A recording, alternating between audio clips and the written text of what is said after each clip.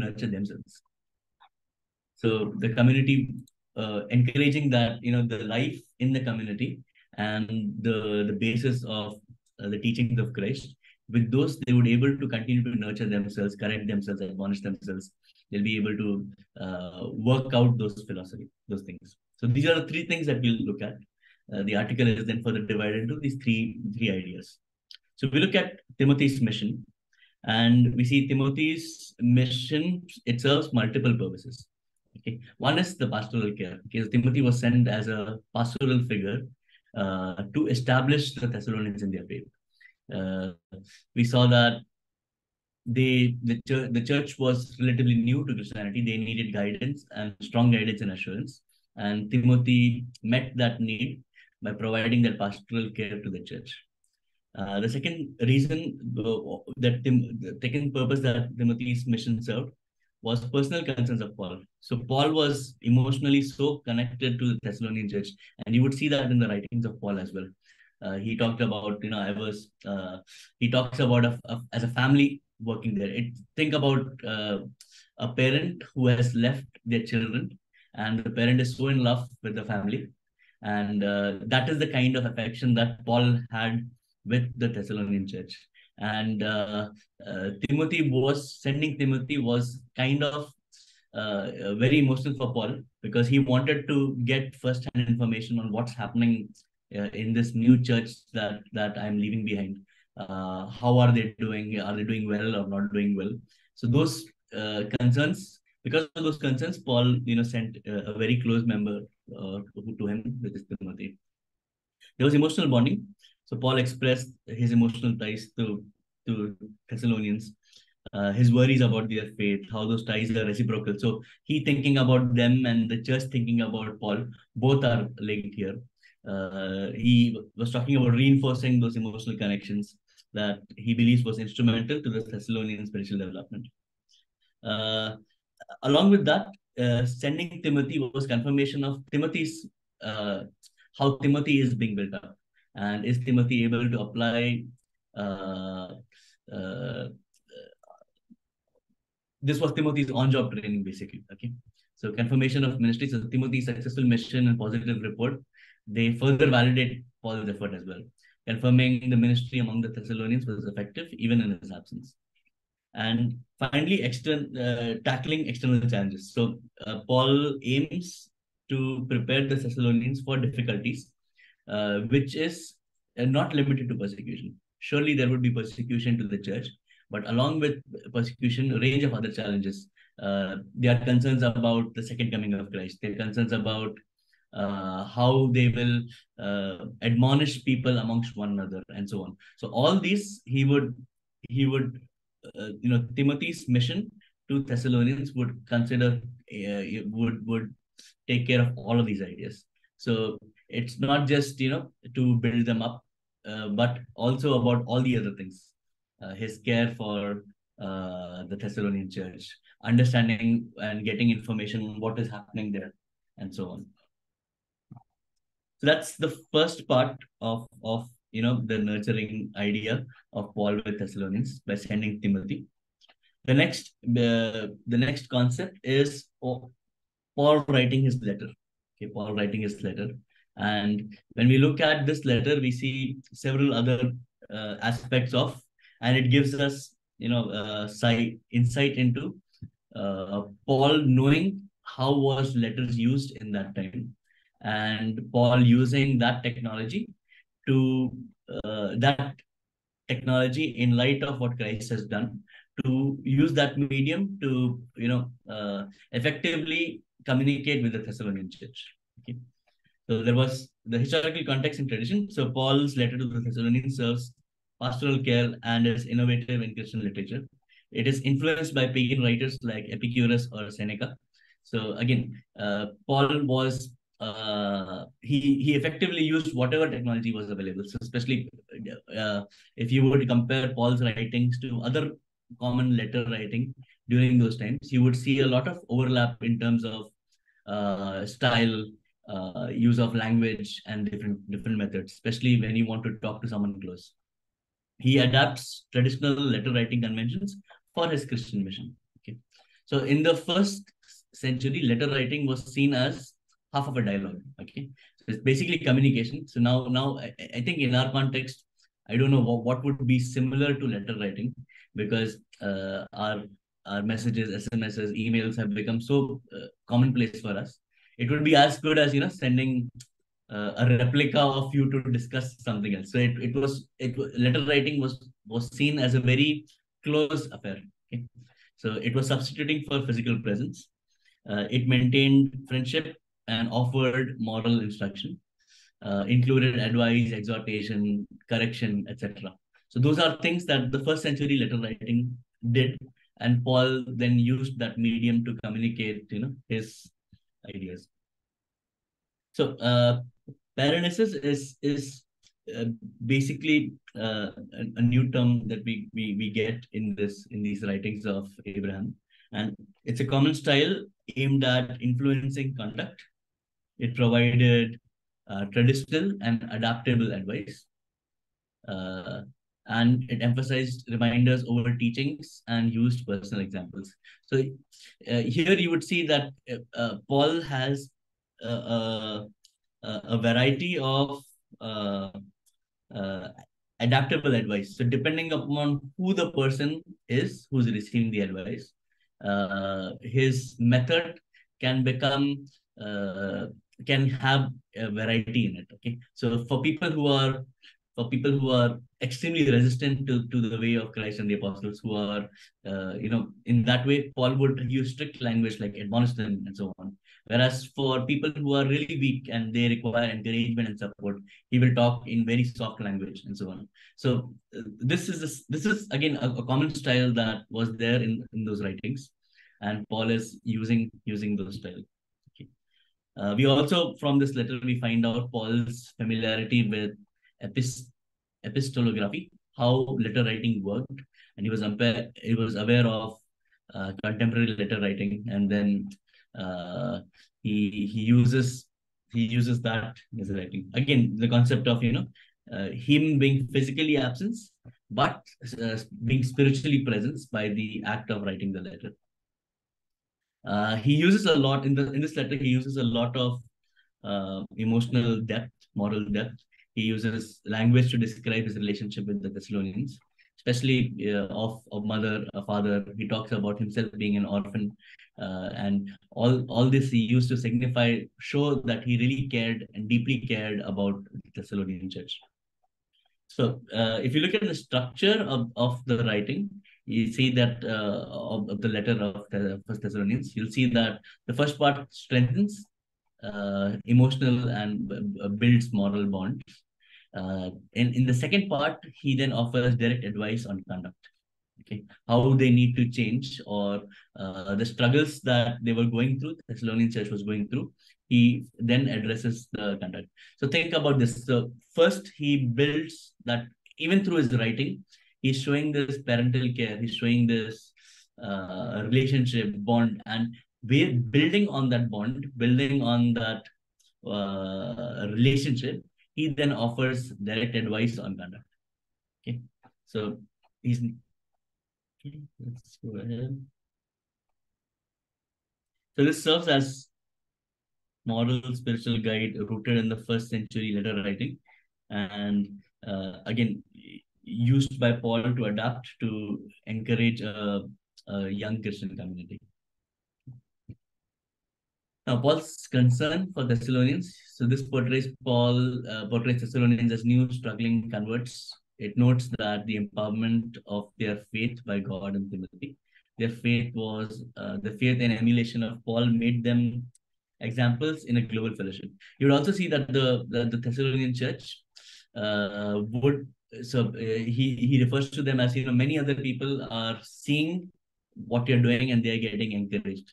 You stand as a reflection of what's happening there. So that's why, again, that being one more reason why Paul is really concerned about the Thessalonian church. So then he adds advice into his letter, so which is addressing deficiencies. So wherever the Thessalonian church is struggling in their faith, in chapters 4 and 5, he brings those lessons and learnings to them. He reassures that they are on the right path, but also encouraging that they have to grow.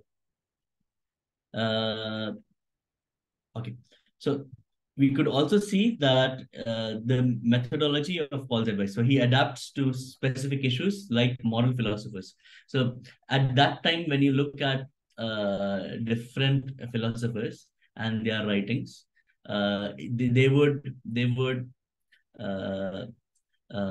use the idea of the philosophy and or some other sources and use that to correct the people at that time, or to admonish or to bring that correction.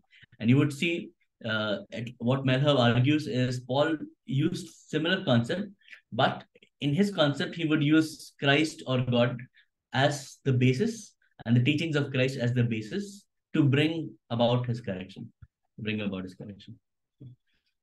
We see that uh, the tone in which Paul writes is mainly constant, even though there are varying circumstances. That I think that brings authenticity to his different letters. To know that we can sense how Paul writes and what is his style of writing. And then finally, his contribution by Paul is unique in making a paranetic letter to serve a pastoral purpose. This strengthens the relationship between the Thessalonians and guides their spiritual growth. So again, this was the second part of how he continued to nurture, even though being remote to the Thessalonian church. One is through Timothy, and now second is through the style of writing his letter, which was very close personal relationship, which served as Paul actually being there, even though he was not physically present. The third part is how he encouraged the congregation, the church, to nurture themselves.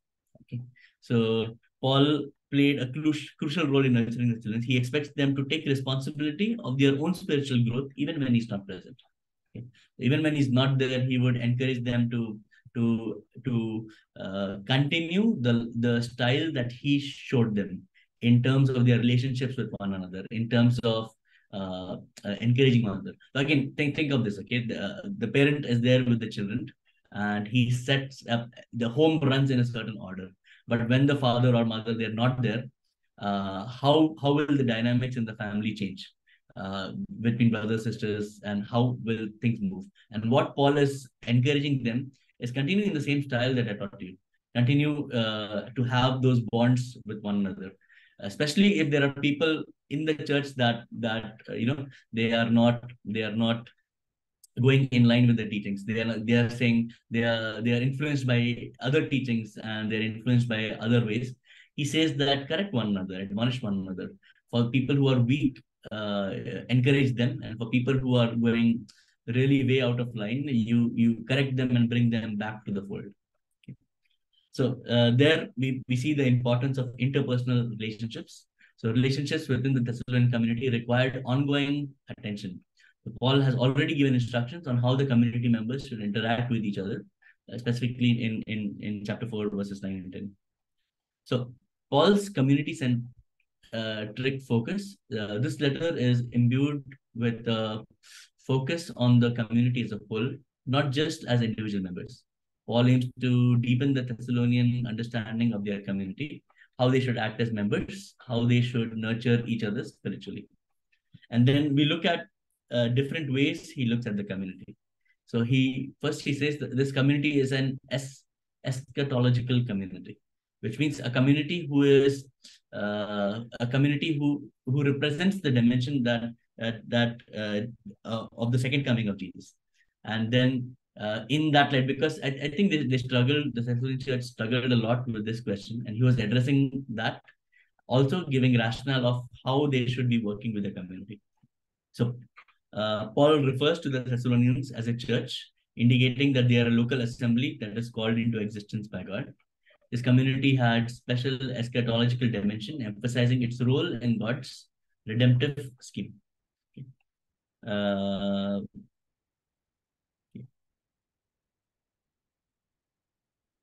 So this was to be a community that is characterized by its focus on the end times, which influences. So this brought a sense of unity. It brought a sense of purpose within the Thessalonian church. Paul's teaching are rooted in the belief that the community will exist eternally, even beyond death. So he talks about those ideas there.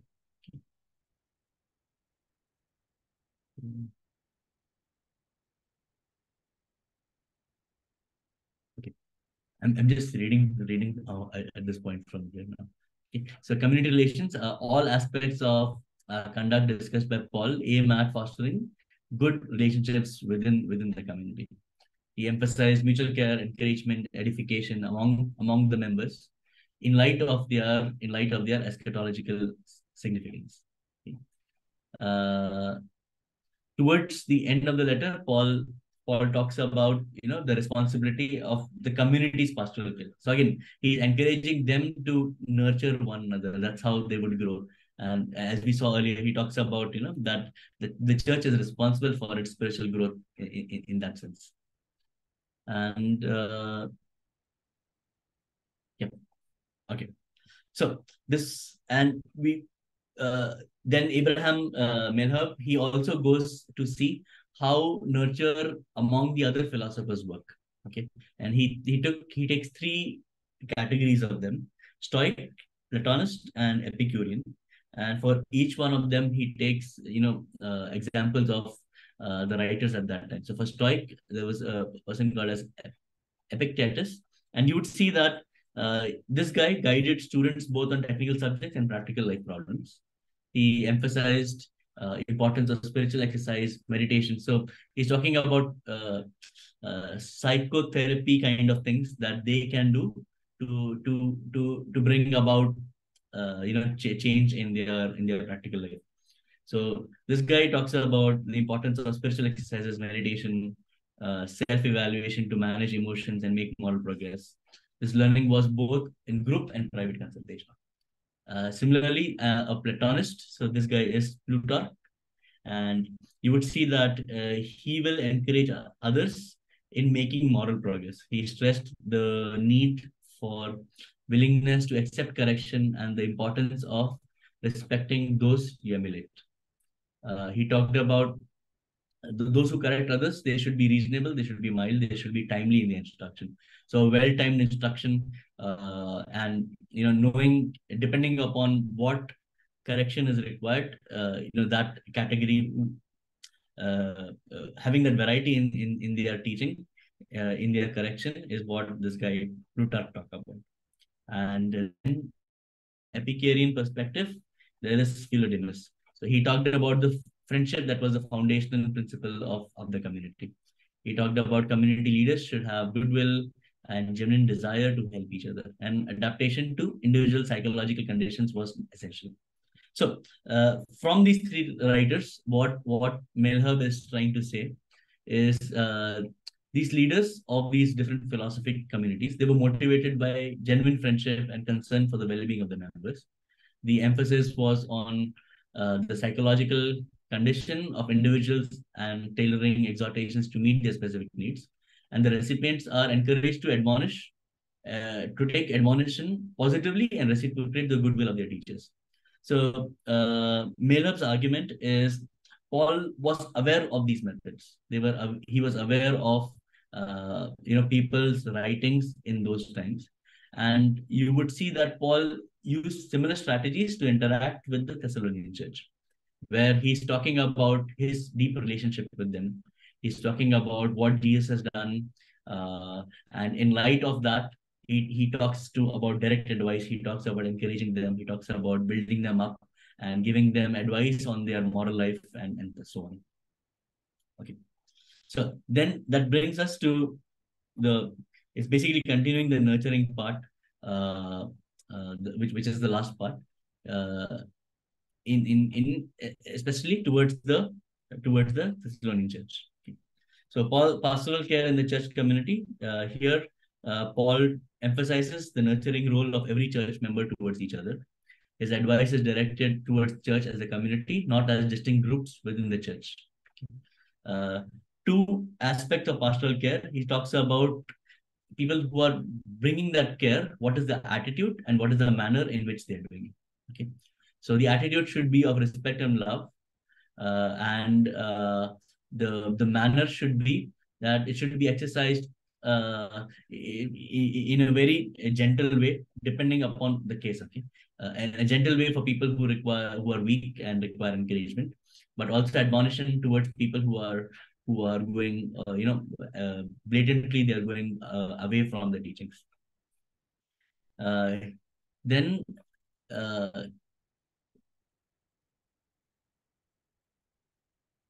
okay, here again, right? Even in the next point, he focuses on mutual responsibility. We see that the style of exhortation should depend upon the need of the people. And I think most of these things are again a repetition. So the idea is we look at how Paul is nurturing the church through three mediums. One is by sending Timothy, who was dispatched to establish faith among the Thessalonians and to gauge their alignment with the teachings. He wrote letters which would serve as pastoral care and extends the style of ministry that Paul originally established in the Thessalonians. So similar to his relationship with the Thessalonian church, his letter would serve a similar role, okay, in terms of his writing style and other things. Then he emphasized on maintaining community values and behaviors, especially in light of disorderly members who threaten harmony and relationship with outsiders. Paul advises to admonish those who are disruptive in the community, calling for a more forceful approach than he himself had used. And despite his absence, the nurturing of the community should continue. Paul leverages both Greek and Roman traditions in guiding the community on how to proceed with this nurturing. Okay. So that's just running through what this article contains and how we can look at nurturing our churches. This brings few questions, right? One is how can we remotely in Paul's time it was more difficult, and I think we'll have to adapt to our ways on how we establish our churches, especially if we have to move out from a church that we have established, and how that relationship can still be maintained, what methods and tools can be used, how does the didache, the kerygma come into place to strengthen the church. And that's why this entire issue is talking about, the process of establishment. How would that look like? So that's one angle. And then the other angle that is very interesting is encouraging the community to be interdependent on one another. Okay, nurturing one another and admonishing, correcting, encouraging one another. And then, of course, the use of the next generation, right? So Paul, by sending Timothy, is also passing on the baton to Timothy to see how Timothy is tested in ministry, but also his work will encourage the church in Thessalonians. So that's it from the article.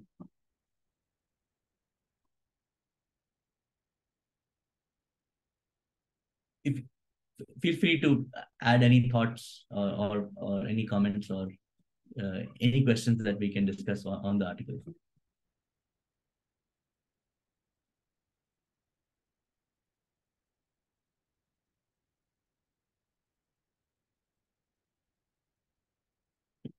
Pastor George?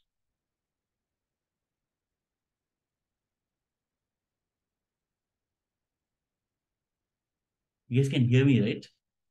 Yes, we can. Yes. Okay. Yeah. Thank you, Elijah, for making it really short, sweet, and really clear.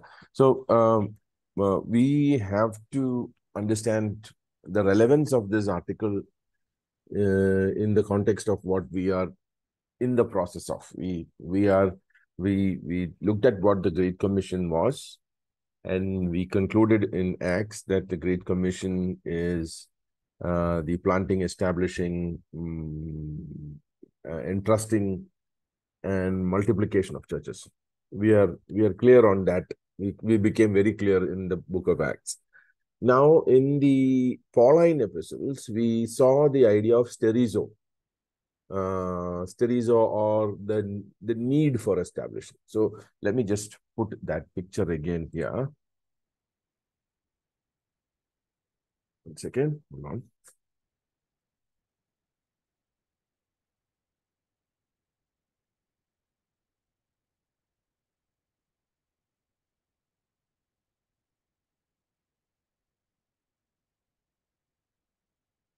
We know that the Great Commission is equal to planting plus establishing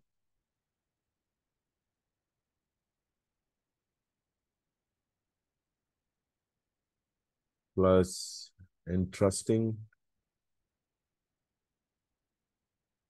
plus multiplying of churches, leading to networks of churches. This led to the so the Great Commission was go into all the world, preach, those who believe baptize, and then bring them into church, then teach them Jesus curriculum,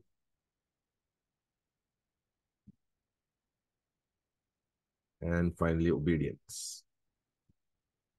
We see this as a mistake. So we know that this whole thing translated into this in the book of Acts. So we see in Matthew 28, and we see in the book of Acts the whole process happening. So they went into the world, they preached the gospel, those who believed, they congregated them and made a church, and then they taught them. So this part was Acts, this part is Pauline plus essentials.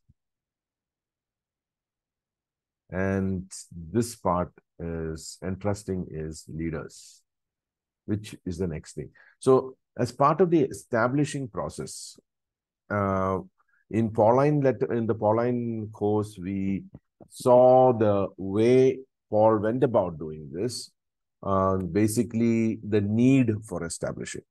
Now we are learning the tool that Paul used for establishing, which is the kerygma and the dake. And Paul is using the Thessalonian community.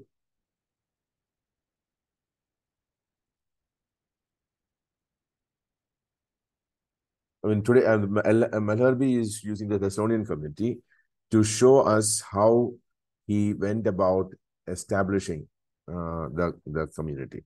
So the key thing in the article was that for doing this, Paul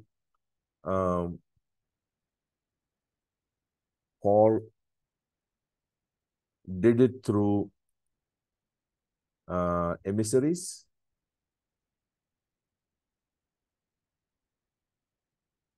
He did it through letters.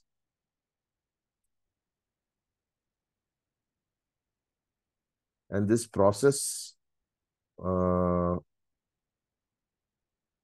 to what we call as the establishing of that community. Just give me 1 second. I'm trying to find the PPT that really does a good job with this. There's a nice, yeah, I got it. 1 second. Let's show you 1 second. So let me just finish this and then we'll go to those. So he basically talked about Timothy here, and he spoke about the letters, and then he spoke about the philosophies that were done by used in those times among the philosophers. The philosophers are also traveling people. They went from city to city talking about their philosophy. And there were different types of philosophers, the Stoics, Epicureans, and there's a couple of them more we'll learn a little later. And the Stoics and Epicureans were the famous ones. And they're basically trying to tell people the way to live. That's basically that they were doing. Of course, now for us, this process is centered around the kerygma and didache. This process is centered around the kerygma and didache. So the emissaries, Paul, who is the primary establisher, and it is his heart that is driving the establishing process. He may send Timothy, but Timothy is carrying Paul's heart to the Thessalonian community. He may use letters, but the letters contain Paul's heart, feelings, desires, all of those things to the Thessalonian community. What is the idea? The idea is to establish this community. Well, we know that when you look at the book of Acts, and it's important for us to look at the book of Acts here. Can you all turn with me to the Acts? 1 second.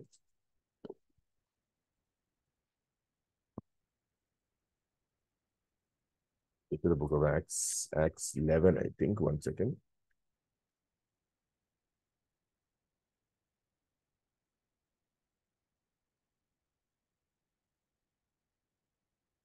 No, not 11. 1 second. 14, let's see, 14.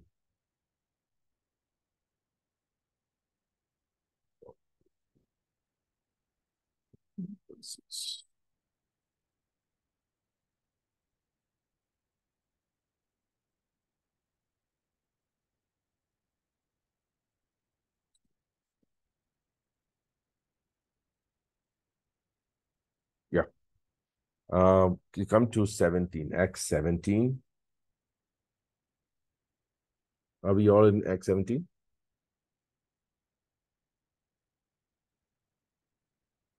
Acts 17. Now, when they had passed through Amphipolis and Apollonia, they came to Thessalonica. 1 second. For that, we need to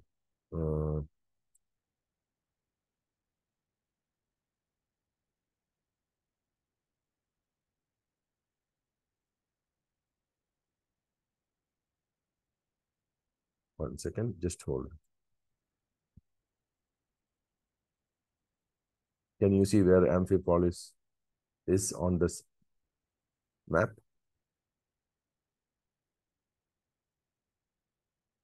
And where Thessalonica is. Now, when they had passed through Amphipolis and Apollonia, they came to Thessalonica, where there was a synagogue of the Jews. Thessalonians, Amphipolis, all of those things. So you can see where Paul is traveling. Okay. He has responded to the Macedonian call. He came to Philippi, which is Macedonia, and what we call as Macedonia. And he's now still continuing to travel. Philippi, I think he has already finished. Yes. Macedonian call, Paul and Silas in prison, and Philippi is already there. Then you come to 17 and talk about it. There was a synagogue. Then Paul went in, as was his custom, and on 3 Sabbath days. Now, when you say 3 Sabbath days, that means approximately a month. He reasoned with them from the scriptures, explaining and providing what is necessary for the Christ to suffer and rise from the dead, and saying, this Jesus whom I proclaim to you is Christ. So what did he speak there? What is that summary that you see there in the way Luke has recorded for us to see it? One, Paul is an itinerant preacher. Paul finished work in Philippi and he's now traveled down and he's come to another very critical place. which is called Thessalonica. And there he did what he usually did. He went to the community of the Jews. Easy access for him. He understands their culture. He's also a Greco-Roman, so he can also work with them. But what he did is he always strategically went to the Jews because they already had the scriptures. They already was exposed to the gospel in some way. So they went, and if you notice that because it is a Jewish community, he tells them, this Jesus that I'm speaking to you is the Christ, because they were all waiting for a Christ. Now, the Gentiles were not waiting for a Christ. So he speaks to the Jewish community from that context, and he actually explains the gospel because he talks about Christ's suffering and rise from the dead. All of that encompasses the kerygma. Okay. And he did it over almost a month. Okay. And some of them were persuaded and joined Paul and Silas. So in that team, in the Apostolic Team, there is Silas traveling with him, as did great many. So some of the people who listened to him were persuaded. The idea of persuaded is very interesting. Paranetic. It is that idea of paranesis is there. You are persuading someone. Okay. And joined Paul and Silas, as did a great many of devout Greeks and not a few leading women.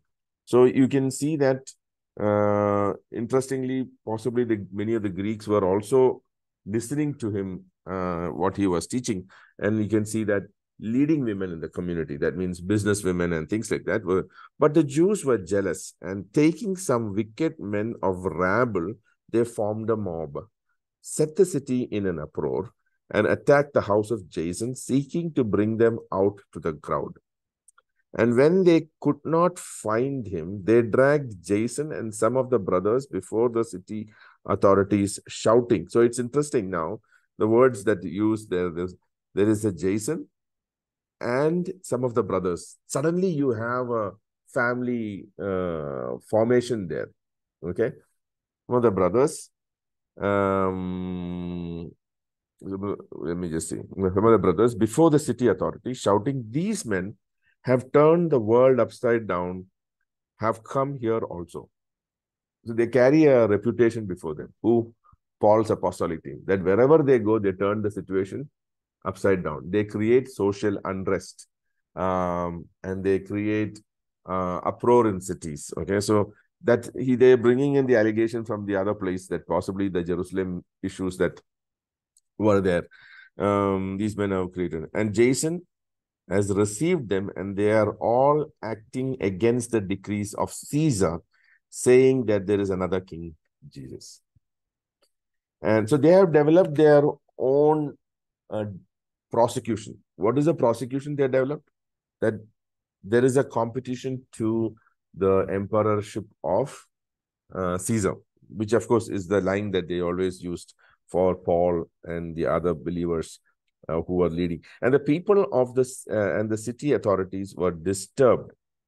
And when they had heard these things, and when they had taken money as security from Jason and the rest of them, and the rest, they let them go. The brothers immediately sent Paul and Silas away by night to Berea. And when they arrived, they went into the Jewish synagogue. Now, they didn't change. I would have packed up and gone back home to Jerusalem or to Antioch or to Tarsus.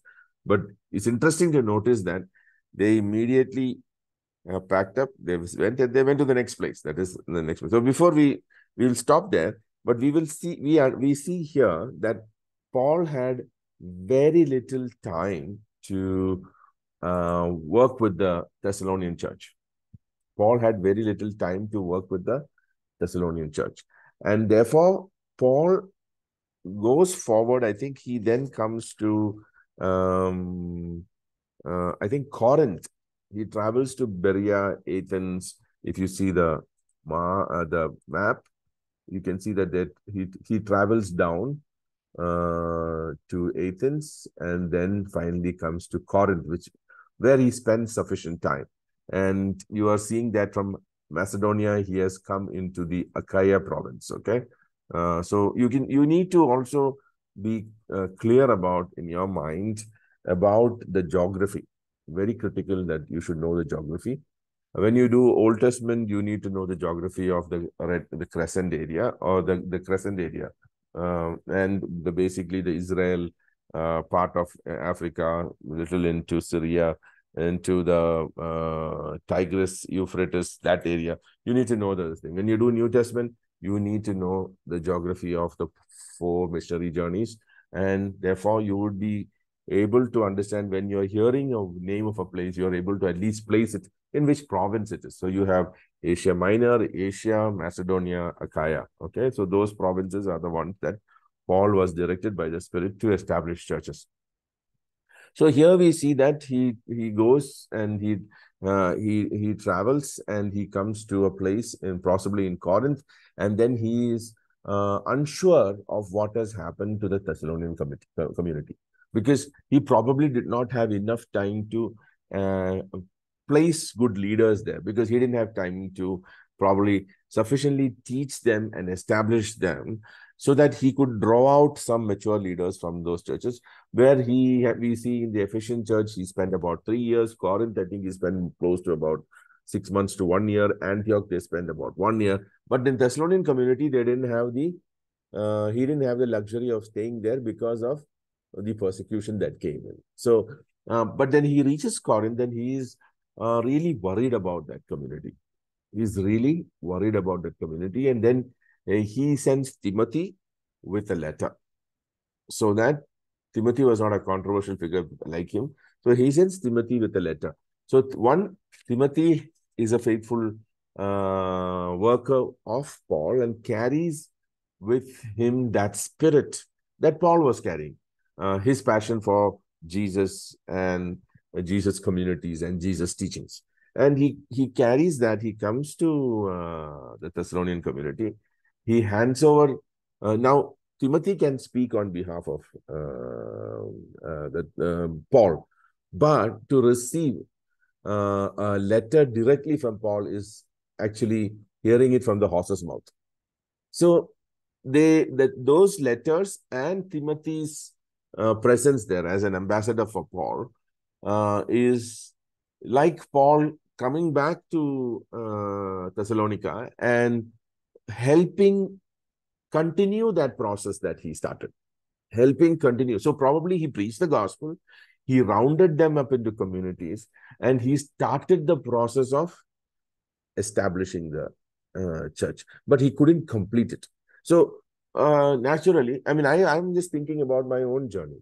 What did we do the same things when we were going around planting and establishing churches? Did we see to it that we carried the weight of whether that church was sufficiently established? Today, we know the understanding, we have the idea of an established church, the idea that they are very firmly founded in the kerygma, that all of the people who are committed to the church have fully embraced the kerygma.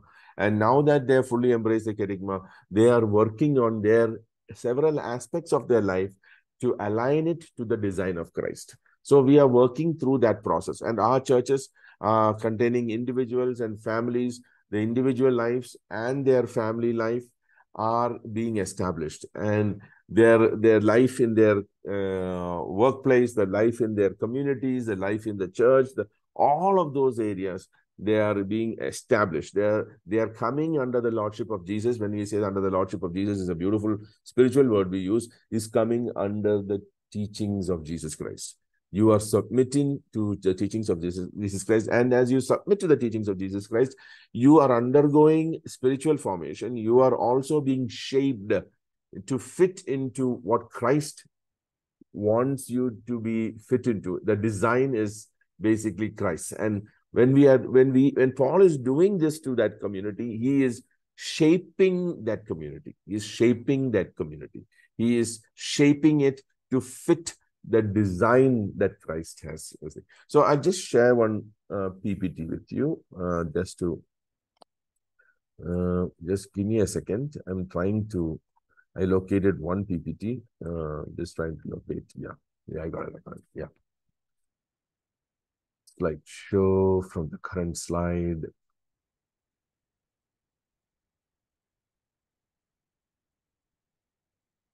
Okay. So the process that Paul took, the first is he founded the community. Kerygma proclaimed, those accepted gospel were instructed. It was a dynamic conversion from the work of the cross, which we are very clear about. Okay, when we look at the Thessalonian, the letters, the two letters that we have. The second one, the second stage that he worked was instructed in the didache of the apostles. They learned from Jesus, and they did it that through teaching, visiting them, and sending a team member. Okay, then okay, and then the stabilizing is hold the teaching, exhorted them, send letters to clarify the teachings, send people and acknowledge authorization, visited them personally, and passed on leadership.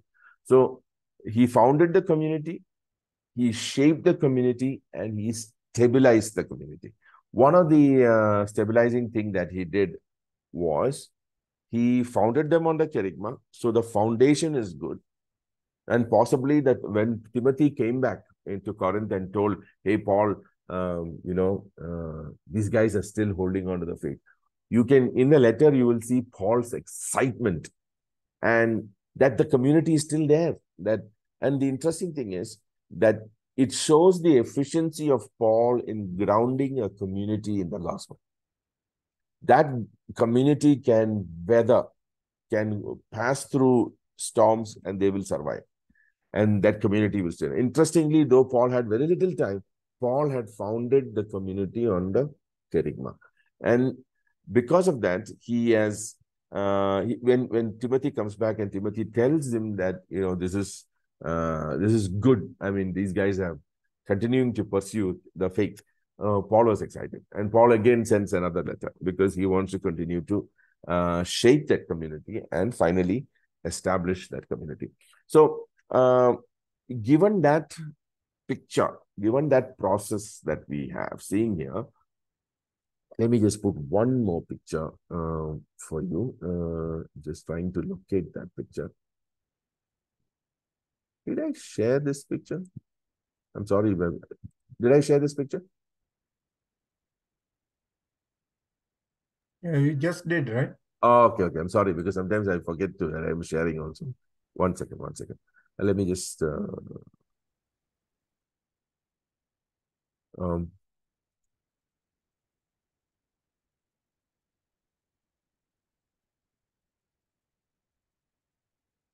one second.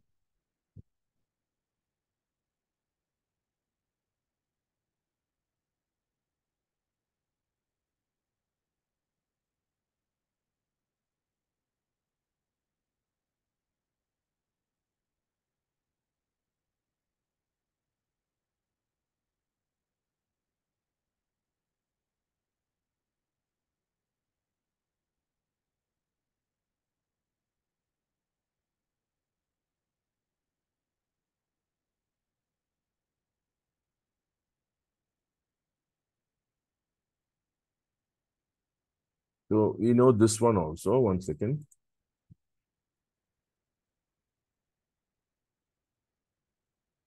We already have seen this one.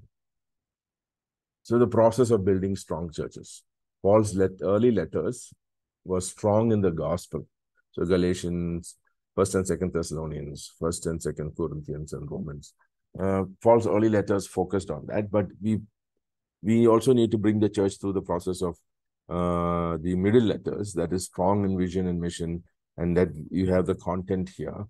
And Paul's last letters is strong, mature households. That means strong, mature churches with good parents or leaders for that. So this is an important slide that we need to see where the Thessalonian community, what was Paul doing with the Thessalonian community? 1 minute.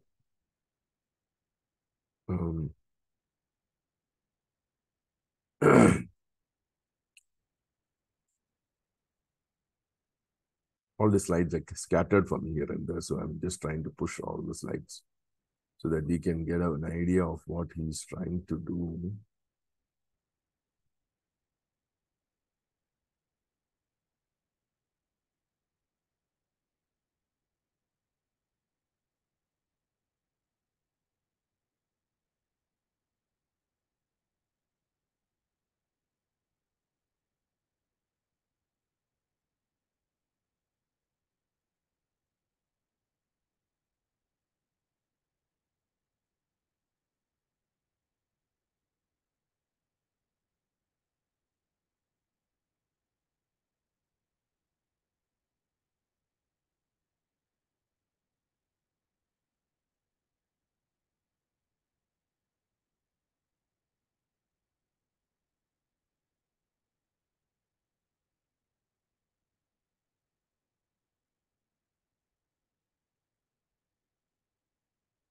1 minute. This one more slide is an interesting slide. I'm just trying to pull out some of the stack of slides that I have. Key things that will help us understand what. So catechetical process visualized. You teach somebody the kerygma. You baptize them. That means you bring them into community. And then you need to teach them. So Paul is still continuing the process, though he fully could not do it staying there. But he continues the establishing process through the didache. So he brings the didache through Timothy and through the letters. Okay, so we need to keep in mind that there was a clear process in the way Paul worked. That is one. 1 second, just hold on. One more picture is there.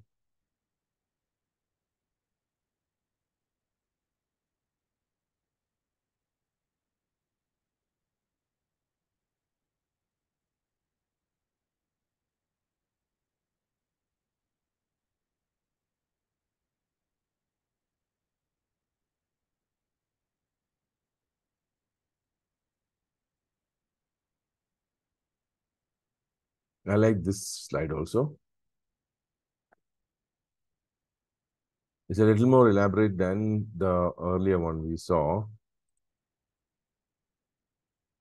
Strong in the gospel and First Thessalonians, Second Thessalonians, all of those things, how Paul's early letters functioned, the way they were strong in the gospel. Then strong in mission and vision, how the different letters built that into the this thing. And Paul's letters in terms of the First and Second Timothy and Titus. So this is all a process of establishing. All a process of establishing. We need to keep this idea that what Paul was doing was the same. Now, because Paul did not have sufficient time to establish, did not have enough time to establish the church, Paul is using a very interesting method here. He is encouraging the believers to admonish one another. He's bringing that one another ministry very strongly here, so that the process of working on it, usually what happens is done by the Apostolic Team. They stay there, they teach them until their life is changed. Now here he's not having that luxury, so he encourages them to admonish one another, to correct one another, and which usually is done by a leadership team that is there. But here because they cannot do it, he's not able to personally do it. He's sending Timothy there to do the same thing, and he's allowing his letters to admonish them, which is part of the establishing process. That means, hey, this is the gospel, and these are the teachings. You need to align your life to these ideas. But if you are not aligning, that's not good. You need to step in and say, hey, why are you not aligning? You need to align this. We are a community. We are first it is forming the community, then you're shaping the community. This is how the community should look like, stabilizing the community. That with that, the community is taking that shape and now fully stabilized, that they, it can weather all storms. So because he personally was not able to be there for the Thessalonians, he is sending Timothy and the letters to see that the process which he usually does with all churches is continuing to happen there. And he uses the one another model to see that these people are continuing to be established. Now, when they are doing the one another model, they're still using the framework of the kerygma and didache, because Paul, in his letter, has sent the kerygma and didache there into that community.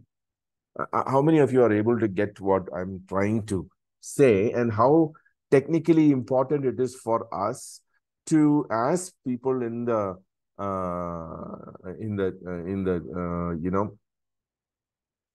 church planting business, that we need to also clearly understand the heart of Paul and why it was so concerning for Paul, and he though because of circumstance, he couldn't do what he usually does. He is feeling tremendous pressure, excited that the church is still existing, now looking and wanting to see that the believers are continued in the process, though he couldn't personally be there to do it. So I, as a church planter, I see that the Spirit has led the Apostle Paul to work in a particular way through a process which he takes the community through the using the kerygma didache, which comes through the apostolic ministry, comes into the church and does this process. So we found the community, it's the conversion, full conviction, word sounded forth, turn from idols. You will see those shaping the community, concept of traditions, and establish the believers in the faith, in the teaching, the deposit, the sound doctrine, so that they are able to now align their lives the way they lived to the teachings of Christ. Then stabilizing the community is challenge to tradition. And so when you come to the advanced stage of stabilizing the community, you admonish the unruly, encourage the faint-hearted, help the weak. You will see that in the letter also, the same thing. So this process is what we are seeing Paul take the Thessalonian community through in establishing them. So what Abraham Malherbe did for us was he talked about Timothy, the emissary part of it. And it is important for us. Now, one of the things that when we are doing the Mexi program, many of us are in the Mexi program, we are sitting with Bill on this issue. And I'm not sure if you've all done the assessments and submitted the assessments to, sat and thought through the assessment. By the way, all of us, at least who have finished the CMin, are supposed to finish the assessment and submit it to the cloud and all the other associated competencies that are associated with that. I hope all of you are doing that, because Bill is going to come back again in one of these evenings, one of these mornings that we have, and he will be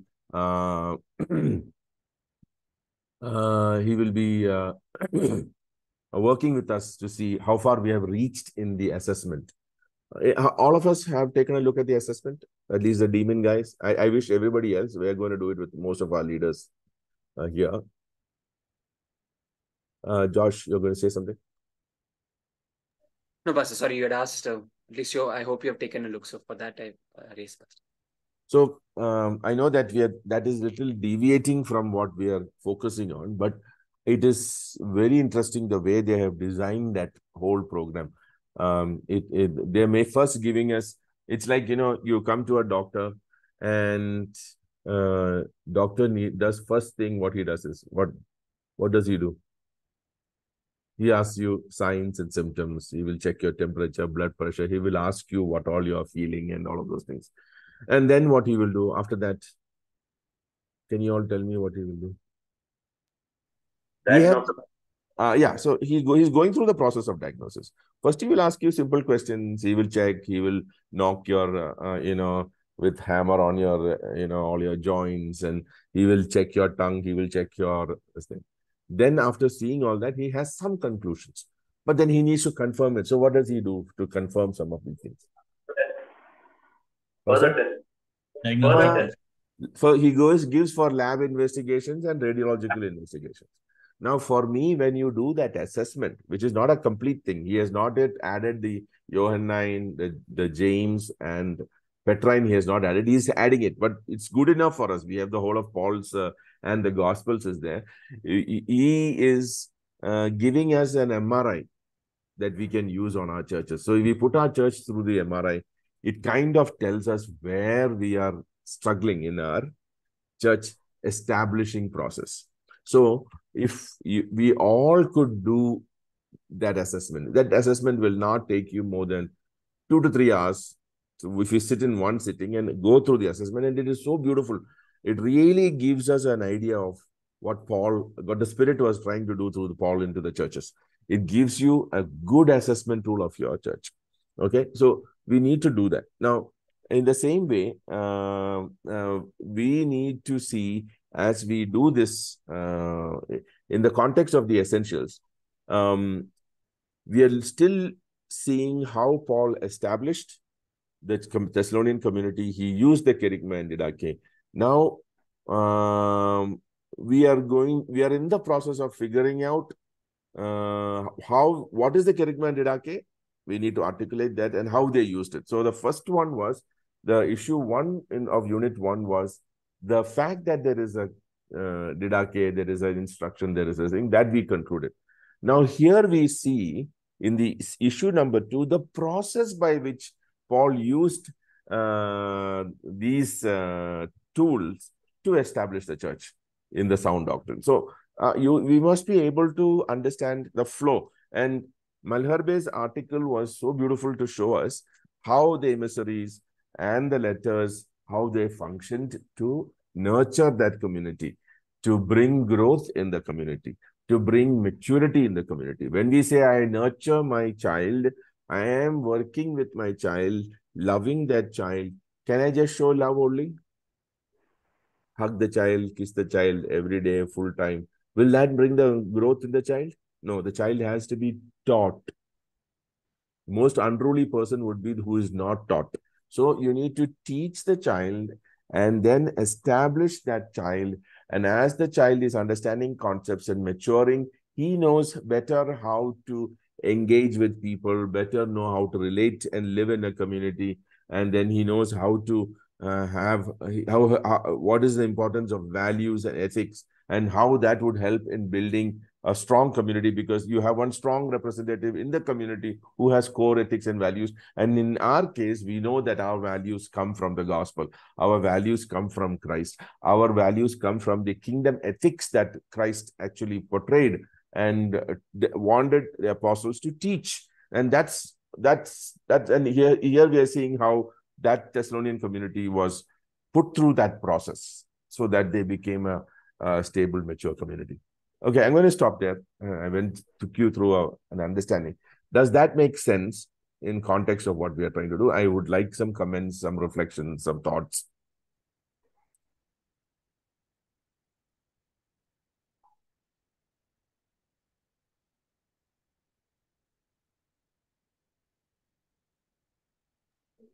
Yeah, maybe the last portion of the article where he's mentioned about Epicurean and the psychogagies, those three. But I mean, as you said, the one another ministry, where they were admonishing one another. So that is probably one thing that he has touched upon. But the other Greek and Roman, ways of teaching or something like that. I mean, those things are probably.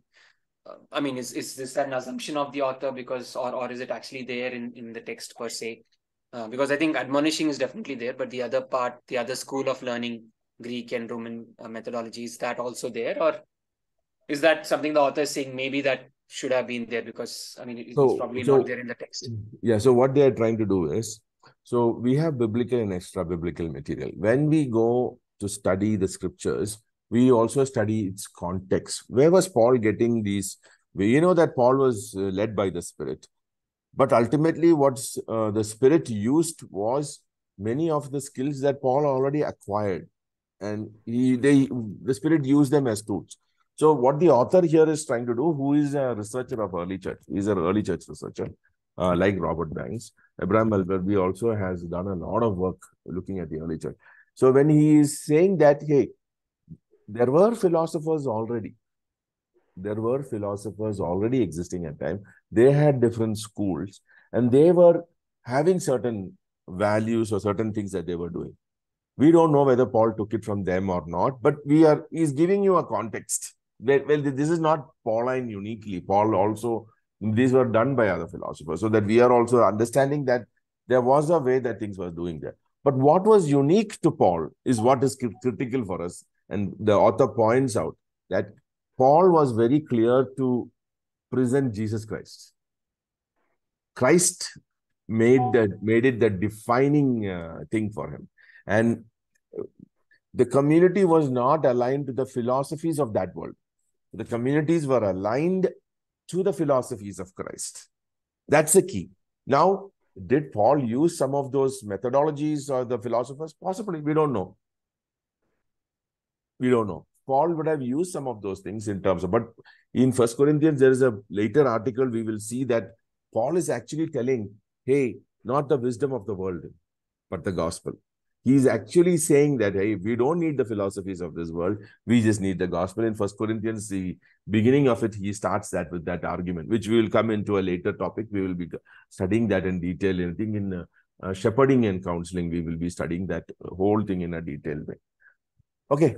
So he's giving context to the whole idea. Yes, anybody else? Yeah. Any other comments and thoughts for us? Just adding one comment to what Joshua said. I think we are all people of our own times, right? And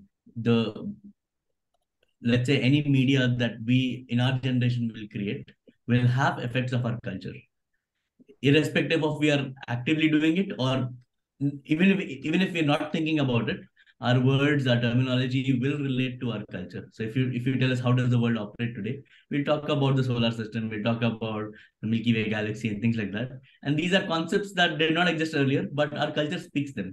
We do that even without knowing. So I don't think so. When authors write, that Paul used these ideas, he may not be doing it even actively or consciously. This just becomes part of. So John Walton talks about something called as the cultural river. It becomes part of the cultural river that you draw things from to make your point, because that's the terminology, that's the language that we have, and so on. So similar to, like, I think what we're using, right? We're using Zoom, and maybe decades from now, people will say, you know what, these guys, when they established their churches, they use Zoom. And maybe they took this idea from corporates who use Zoom to establish business and so on. But it just becomes so natural for us to use it because these are the things of our time. I think Paul used all the media, all the tools he had available to establish the churches, to spread the churches around, to nurture them. Because had he had WhatsApp, he would have used that. But since he had emissaries and letters, he used that media to work things out. Exactly. And where did he learn that? Probably that is the way the community ran. There were ideas that were there. So it is important to note, to clarify that Paul, he used the medium or the tool to convey the content, which is the kerygma didactic. That was unique. That the philosophers were not talking about. And that was unique because it was Christ-centered. It was gospel-centered. It was the way the community transformed was not based on the letter idea or, for example, today. I will write an email today. Who's going to write a regular letter? If I want to write a letter to Subhash, am I going to go buy an inland or write a paper and then put it in a cover and stamp it and then go to this thing? Oh, no. Our ancestors used that. We should use the same thing. No. So those mediums are changing. So Paul used the mediums that were available at that time to communicate. He wrote the letter the way they used to write the letter. But the content for bringing about transformation was the gospel and the teachings of Christ. I hope that is clear. So in order to help us understand what the medium was, he gives us the Stoics, the Epicurean, and the other ideas that are there. And you see similarity in many of them. You see similarity in many of what Paul was trying to do in that. That's a nice discussion. Good one. Any other thoughts?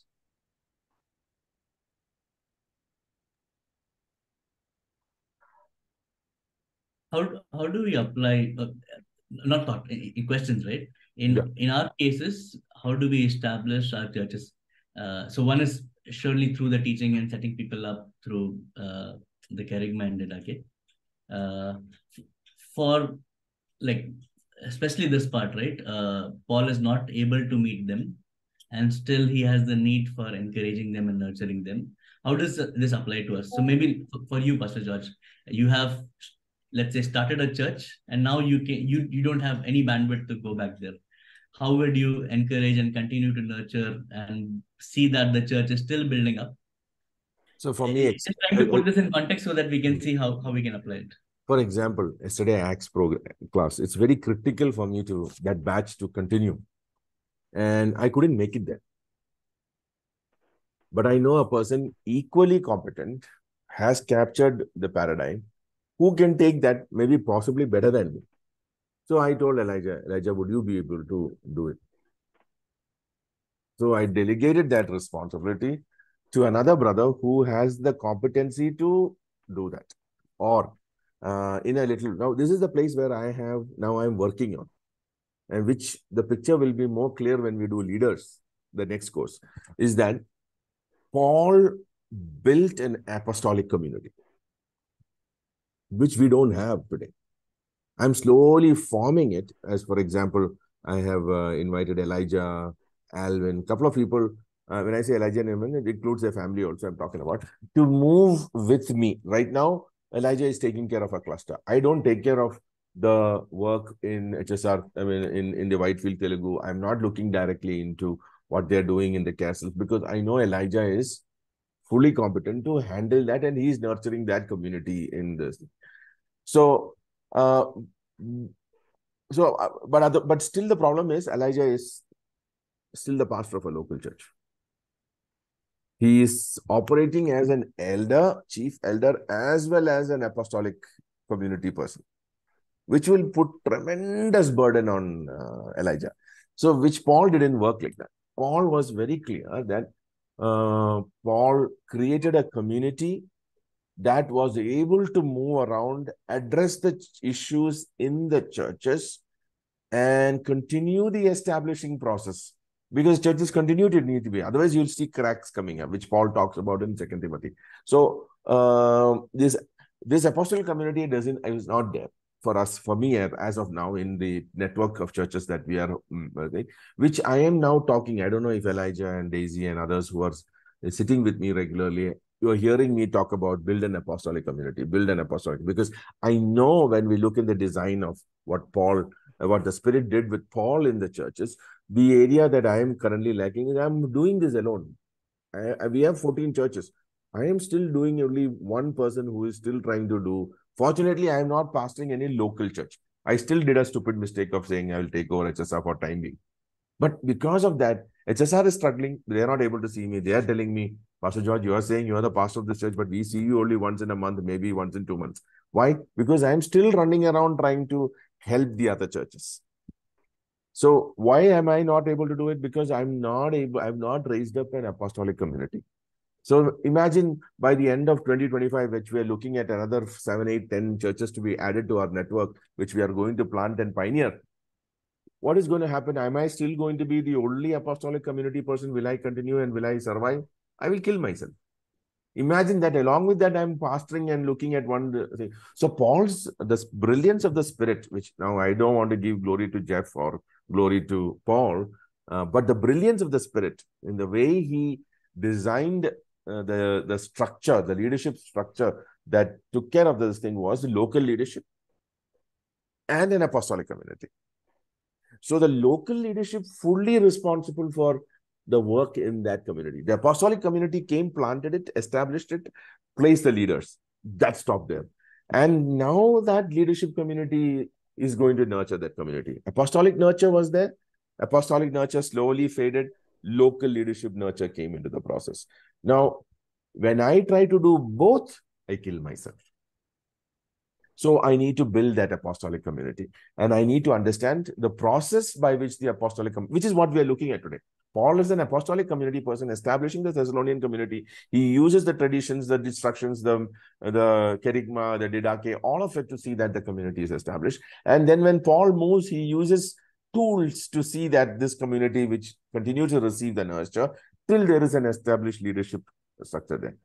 So now my single-minded focus is I need to build an apostolic community. I'm looking at people who've got the prophetic calling, who's got the teaching calling, who's got the pastoral calling, who's got the evangelist calling.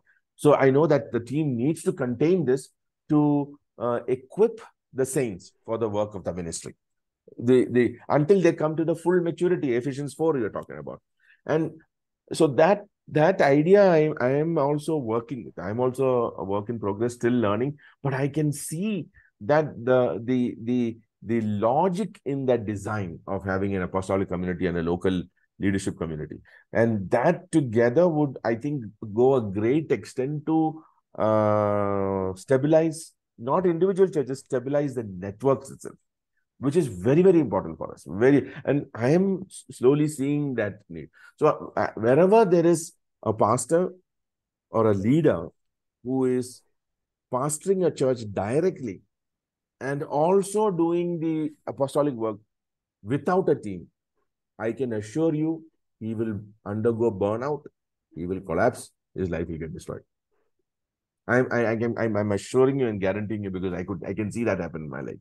I really need a team with me.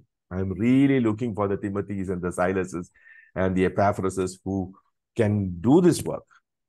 Pastor, some of us have multiple churches. Some of us have large networks that we are handling.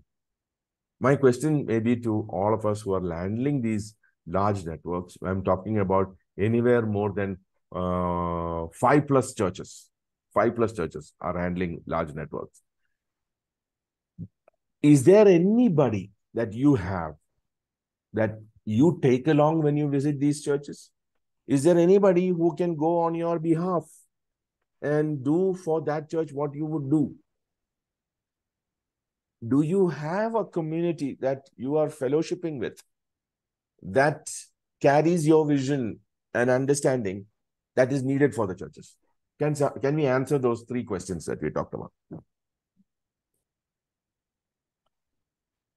It's an implication issue from what we read today.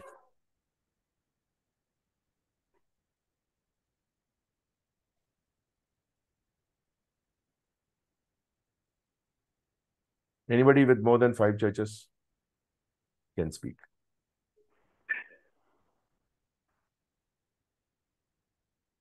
After what is said is correct. I think in our network, we failed to have built an apostolic team. That is where we failed.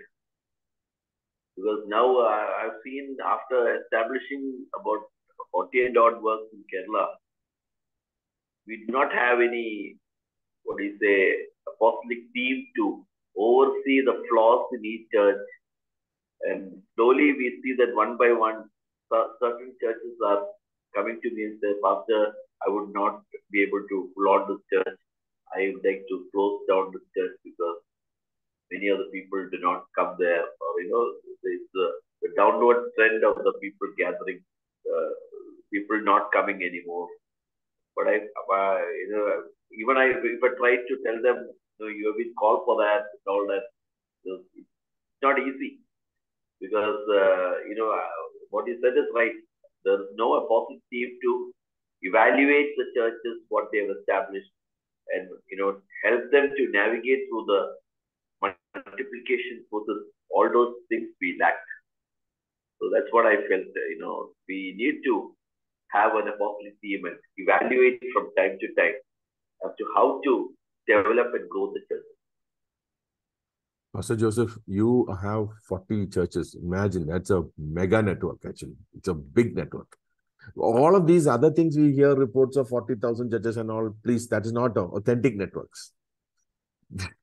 Ours is an authentic network.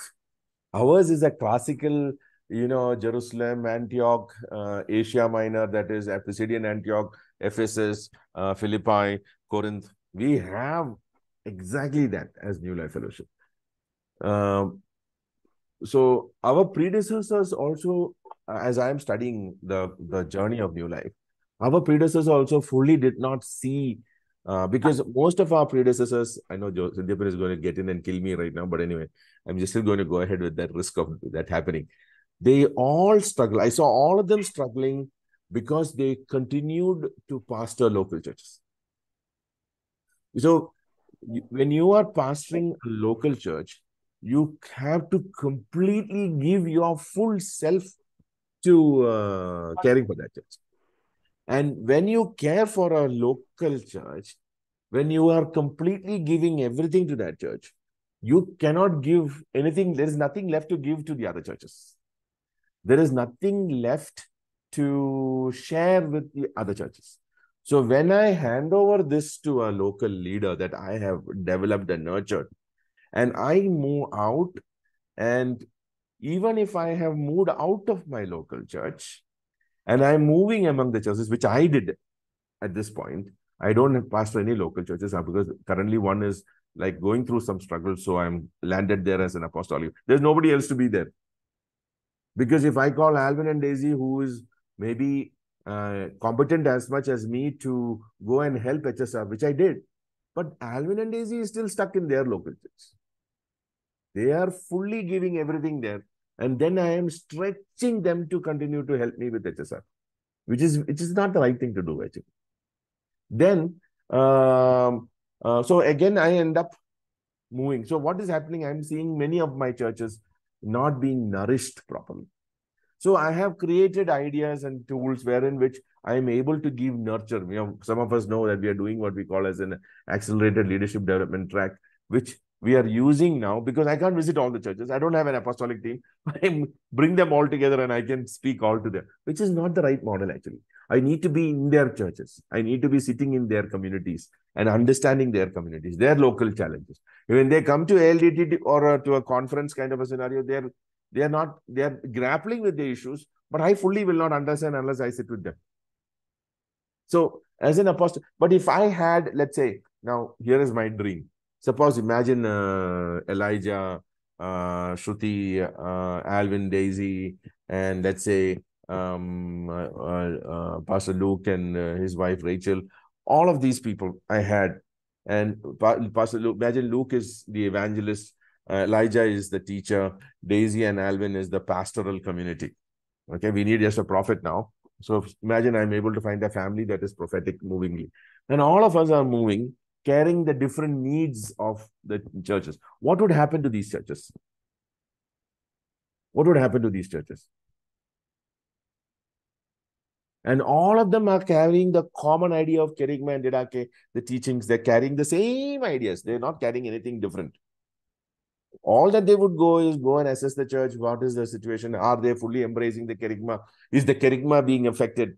Is there a prosperity inclination? Is there a immortality inclination to some of the teachings that are there in the? Is it there? No. So I know that they're stable in the foundations. Are the lives of the people being aligned? Is the pastoral family healthy? I'm able to assess those things because I can there. Or if I'm not there, one of my emissaries is there. And I'm fully confident and trusting that he will do exactly what I'm doing. What would happen to the network of churches?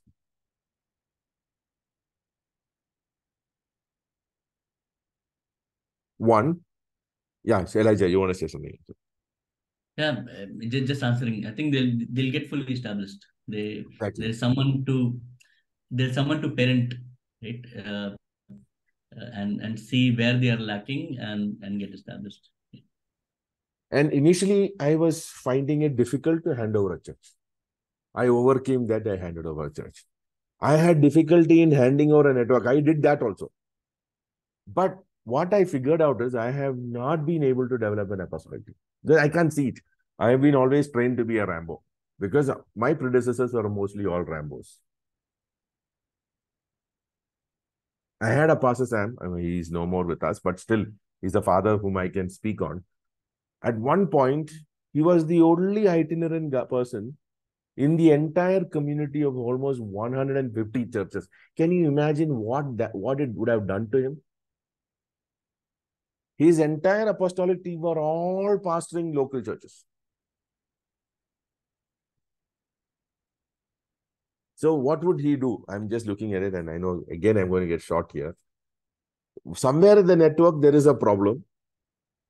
Then he would take a team. Interestingly, he used the team model. He would land with the team there when that problem came.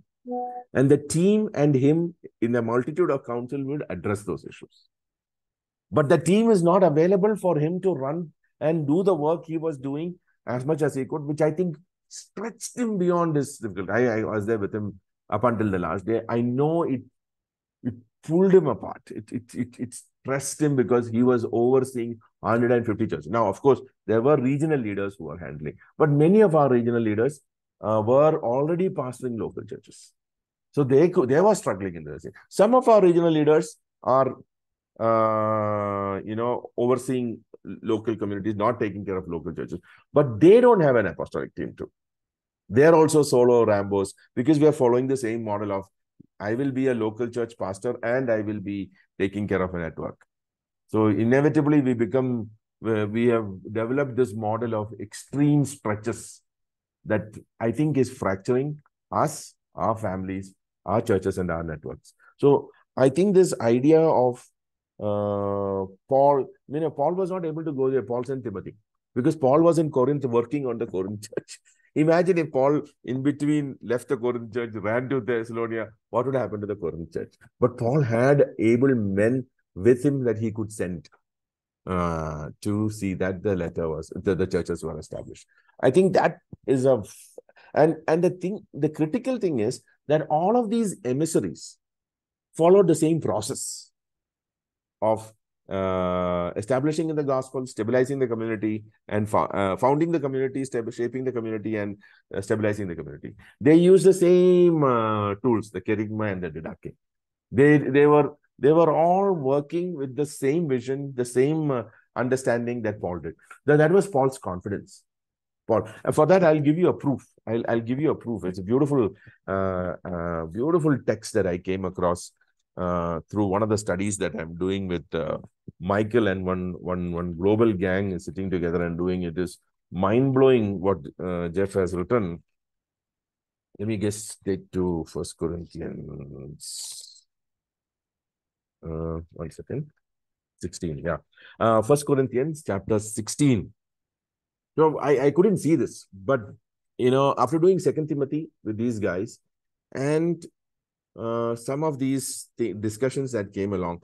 1 Corinthians 16 and verse 10.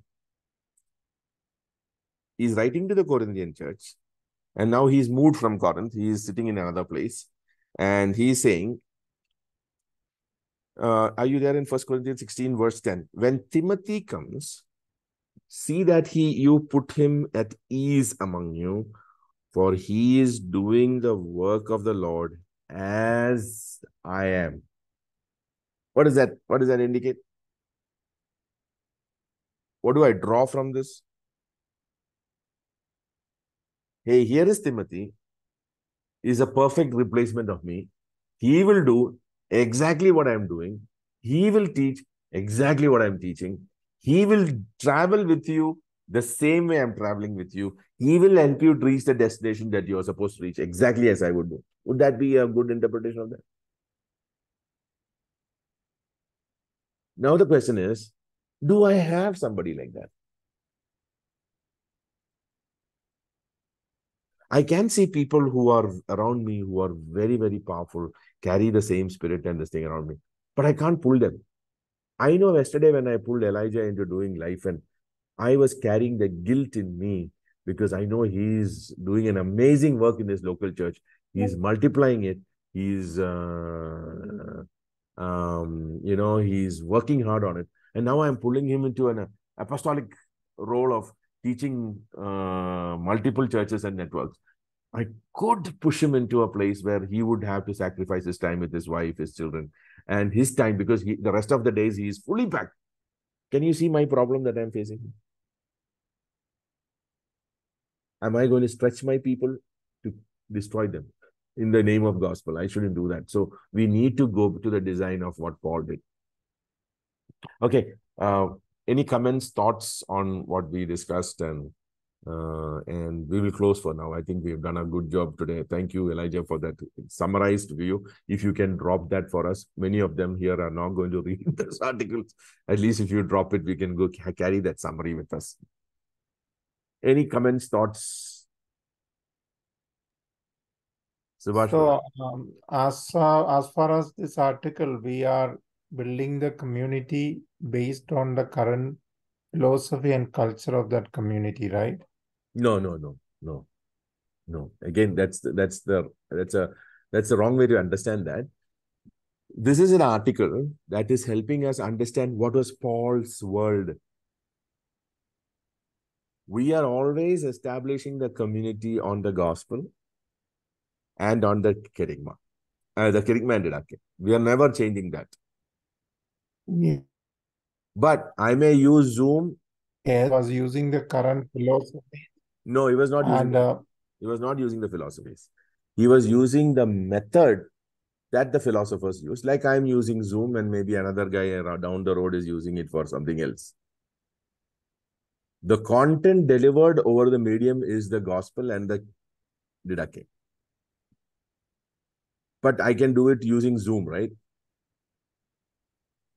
Yeah, but the guy down the road is teaching about Krishna on Zoom.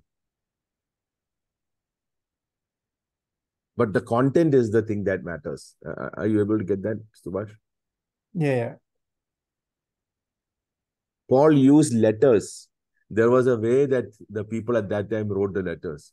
But in the letters, he used the gospel and the didache as the paranetic tool. Paranesis was a tool or a medium, but he used the gospel and the didache with the paranesis. So he brought about a transformation in the community. So it is like me using Zoom, but on the Zoom, I am teaching Kerygma and didache. Yeah. At the same time, he addressed the issues what the churches were facing, right? He was not at all hiding anything and addressing very sharply. That is gospel. That is the gospel and didache. Yeah, but for example, in our current culture, there's a big issue where every church is facing the LGBTQ and the recognition, those kind of things. And there are things like that. And, even the schools are the drag queen and all kind of things. They are coming with that, trying to snatching the children. So these are the things we have to address in the church. So that is what you are now doing at the context is called doing theology in culture. So you sit with your people in your church and understand what the culture is telling, but what does the gospel and the didache talk about these issues? And you are addressing it with that gospel. You may use Zoom, you may have personal meetings, you may use different ways to do about it. Maybe you will write a nice article on that so that you can share it with your people, so that your people are able to go through the process of understanding and founding them in the gospel and building them on the design of Christ. For example, we know it's a man and a woman is in marriage. So that's the design of Christ. Anything outside that is flawed, is sin-bound. So we are able to show that. Now our community goes and displays that to the community around us. We are not condemning them. We are not speaking against them. We are speaking against what they believe and their practice. But we can speak to them, connect with them, and work out ways in which we can transfer this truth to them. But that is doing theology in culture. For that, you need to have a good leadership team that is able to articulate the faith very well, who is able to say, this is the design that Christ has made, and we need to follow this design. So that is individually in our cultures, we will have challenges, but a community that is founded on the gospel and didache is able to always do theology in culture. The culture will throw things at us, but we are able to grasp these things. And in love and affection and humility, we are able to present back to the community, hey, this is what we think about it. This is not my opinion. This is not my opinion. This is what we believe as a community, as a faith that is handed down to us. Yes, I understand. So for example, some are established in the gospel, but as a newcomer, somebody coming with no knowledge, but they think not only that these things are okay, because many other churches and pastors are, some are very prominent, are accepting all this.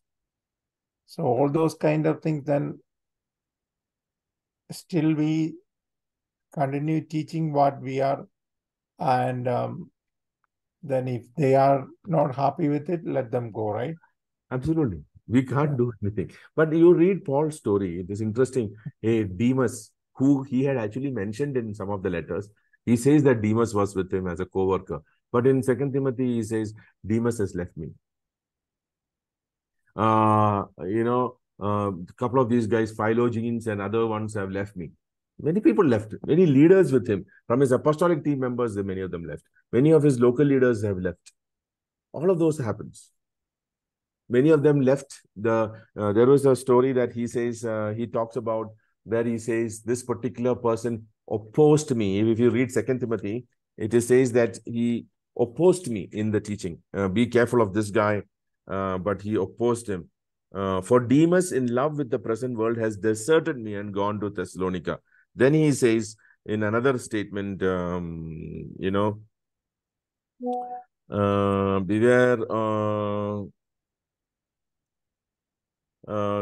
Another place he tells that, this guy stood against me in the teaching. That means there were people who probably traveled with Paul who turned against him a little later.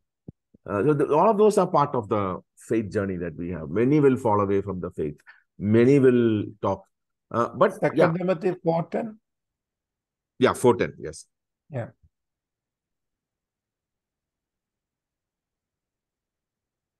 There's more names are there, which we can pull out, where he tells that people stood against me in the faith. So that is immaterial. We hold on to the kerygma and didache. But we don't become legalistic, but we deal it with humility, love, and affection. That's another thing. God is love. So how can God neglect them? So we're not neglecting them. We submit them to Jesus. And this is the teaching. This is what we believe. Brother, you have to align your belief to this, because this is the truth. But he doesn't choose. We can't force with them. They will go. They will have their own journeys. That's what happened with many in Paul's circle also. Pastor Sindhyapan, you have unmuted. Behold, let us hear from you. Yeah, it's you see the bottleneck is, we are trying to expand, okay, at the cost of establishing the local churches. As George was talking, yeah, like we need an apostolic ministry team. So, like he said, Elijah is helping him in the teaching, and so when he was talking about his own church, HSR Layout Church, which he said, like, people are saying, you are the pastor, but you are not available to us. So I just want to bring you a thought to see, like, this. I also seen this for so many years in New Life. See, we are trying to, without establishing the local church, okay. Now, didache, all these things are fine, but who's going to teach the didache? So there is an element which is missing, I believe, that in terms of elders and deacons. Okay, elders and deacons probably should form the core element of any local church. So now we say pastor is in the apostolic ministry team. Okay, he's also going to be traveling, let's say.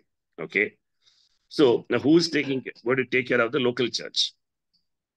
So Paul, in his model, he always appointed elders. So he's also talking both to Timothy and also to Titus. He's talking about the elders who are going to teach.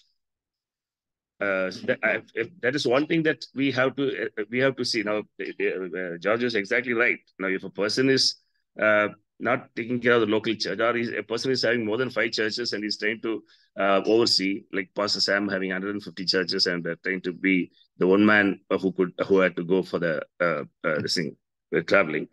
So that's one side of it. But as far as your question is concerned, Subhash, I think, see, whatever issues that we are talking about, that's all covered in the didache. In the didache, in terms of, see, if you read this first principles 1, 2, 3, whatever, okay, you would find thus it is actually covered in few topics: family, workplace, okay, family in terms of husband and wife.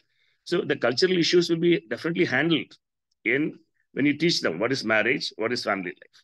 Okay, so it could be about workplace. Okay, it could be about the master and slave. So in the workplace, you are a boss, and then you are a worker, you are an employer. or in terms of money. See, everything is handled in the didache. The teachings, the basic teachings are handled in the didache. Every cultural issue can be dealt with. Only thing is we need elders and deacons who are there in the local church, okay, to this thing. So to move. So that is crucially important. That's what I feel. And I think we had a very good discussion today. I mean, I enjoyed thoroughly at the cost of other people.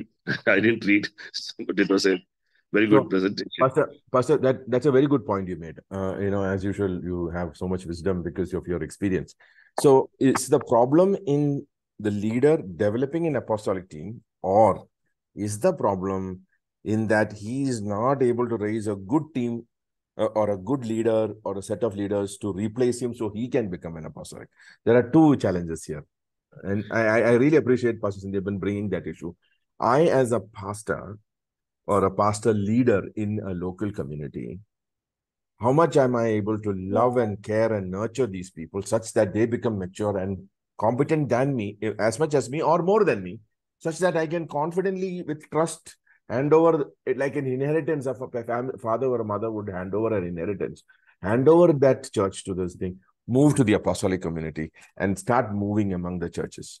Yeah, I may plant another church, raise up and put it on another church. Then I am able to oversee that meeting and oversee both the churches. When my number of churches increase, am I able to raise up another set of leaders who are able to oversee? So the ability to raise up leaders for the functions, whether it is local church function or an apostolic function, I think is the key issue here. The ability. Yeah, that's right. See, like now we see, as we are like, George was the one who was pushing me, and all these things helped me. I mean, tremendously helped me, all these teachings, okay, like all through the last year, and then especially the demon, they put us on an accelerated mode.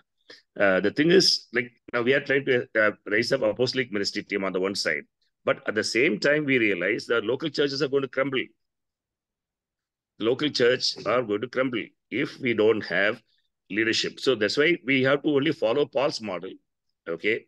As he was concerned about establishing, appointing elders and deacons, and which is made very clear from chapter 14, when he went back, they appointed elders, okay? And then we see very clearly that he has the churches which are struggling, like he's telling Titus to go and stay there in Crete. How long, we do not know. So he's establishing elders and deacons to taking elders and deacons to establish a local church. Otherwise, local churches are going to crumble. Now, this is, of course, now here we see it is in the very initial stages. From Thessalonica, he went to Berea, then he went to Corinth. Okay, and immediately from Corinth, he is writing this epistle, and he's sending Timothy. Okay, and again, the reason is like even the one another concept. See, how are we going to establish the charismatic communities, what we've been talking about? Establishing charismatic communities which are going to be self-edifying, growing. Okay, it has to be there. To establish those communities, you need elders. You need elders. So the responsibility again falls on the apostolic leader or the pastor to appoint elders so that he himself can work himself out of the situation. So I think George himself has brought out the whole thing, like with his own example. I can also tell my own example. Right now we have formed a good apostolic ministry. We are slowly forming for North Karnataka. All these guys, Ganesh, Anil, Lemu, all of these people are slowly coming into shape. But the local churches, I am trying to emphasize on them, say, you have to focus on your local church, raise up elders. Okay, I am telling them, okay, you get the leaders, or what we will call them disciples, get them and then teach them and see whether they can take over the local church. So unless that happens, we will all be stuck somewhere. Amen. Awesome. That's a fantastic, Pastor. Your wisdom in the last was really amazing. I think Subhash is in the early stage of it. Okay, he's got two churches now that he has to oversee. Our Elijah is in that place. He can see the problems that we have had. And he knows probably now how to. I'm happy that we are talking these issues, at least the ones who are coming in now into the apostolic community, who is working is realizing the need for team, both at the local level and this thing. And we'll continue to do that. I think it's an amazing conversation we had today. All right, I'll ask Elijah, would you pray? And or no, let's say Elijah already did the presentation, but I think why I want Elijah to pray is I think Elijah can see this better. So pray for all of us. Elijah, would you pray and help us in praying specifically about these gaps and challenges we have? Yeah, sure. Let us pray. Thank you, Lord Jesus, for this time. Thank you, Lord, that you are amazing and wonderful, Lord. We pray, Lord, that even as we are studying through this material and seeing how beautifully, Lord, you orchestrated the workings of the early church, Lord. Through your Spirit, Lord, you powered the apostles. You taught them. You brought up new leadership who were trained, and the church continued to expand and spontaneously multiply and grow. We pray, Lord, that let your work of the Holy Spirit, Lord, move amongst us, Lord. Lord, change our paradigms, change our models, change our reliance on things that have just come up because of traditions and other things, Lord. We pray, Lord, work amongst us, Lord, so that we can move back, Lord, into what you started doing and what you meant to be propagated throughout cultures and centuries, Lord. We pray, Lord, in our churches, help us, Lord, to understand and realize your call in local communities where each node becomes does one anothering, and we are able to operate truly like a family, sharing all aspects of our lives together, Lord. We pray, Lord, you would raise up leaders, Lord, in whom the good deposit of your teachings is passed on, Lord. People who are equipped to manage their own families and are able to demonstrate in character your teachings, Lord. We pray, Lord, let leaders like this be put in charge of local churches, Lord, where they are able to minister the same at the local church family, Lord. Correcting and admonishing and bringing people up, nurturing them, Lord. We pray, Lord, let people come and invest their lives into the local communities, Lord. Not just a token involvement in the church, Lord, but full commitment towards the local church, Lord. We pray, Lord, that raise up apostolic leaders, Lord, who will travel between these communities, Lord, encouraging and empowering and building, Lord, wherever there is a lack, Lord, assessing the situation and assessing the situation of not just our network of churches, Lord, but also what is happening in the community outside, Lord, of where we can place strategic hubs, where we can move in the Spirit, Lord, so that we can have an impact over our culture, we can have an impact over our communities. We pray, Lord, strengthen our entire network, Lord, with people who are skilled and equipped and devoted and committed to you, Lord, in every form of our Jesus. We pray, Lord, give us the right tools, give us the right methods, Lord, where we are able to work. We're able to work in ways that we can tap on to our spiritual giftings and tap on to what you are doing in our areas in the global south.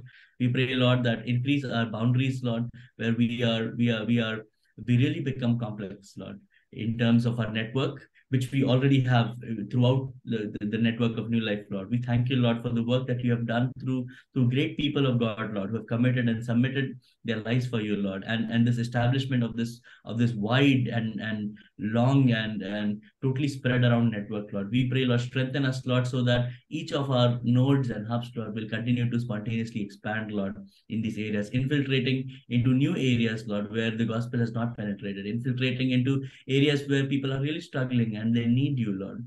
We pray, Lord, keep our entire network, Lord, keep our entire leadership, everyone from the top to the very down grassroots leaders and all people, Lord. We keep all these things into your hands, Lord. And we ask, Lord, and let your will be done. We ask all of this in the name of our Lord and Savior Jesus Christ.